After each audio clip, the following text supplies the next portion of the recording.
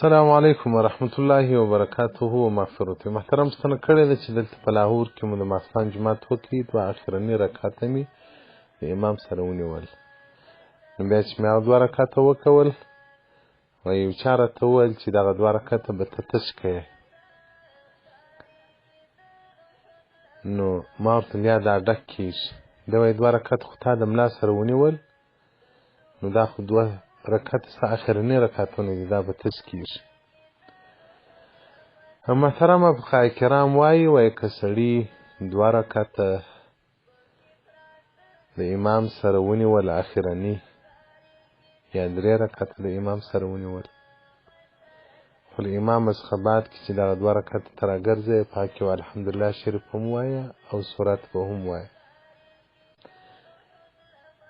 دغه څوک چې په امام پسې ودرېږي، دوه رکعته ځینې تېر وي،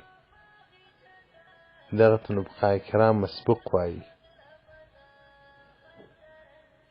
نو د ده لمونځ په قرائت کې لکه اول دی، هغه امام چې دوه رکعته اول کړي دي په هغه باندې د ده غاړې نه خلاصېږي. دا ده قیاس کړی دی. ده خو نو دا فکر کړی دی چې د دوه رکعته تا د ملا سره ونیول، د ملا اخري دي ستا اول دي، بس ته نو باره خلاص یې. دغه نه ده، باید موږ دلته شریعت فقه ته ځان تسلیم کړو. فقهای کرام وایي دغه دوه رکعته چې تا ورسره ونیول د امام سره، هغه خو د ده په متابعت کې سو، تش رکعتونه دي ورسره ونیول.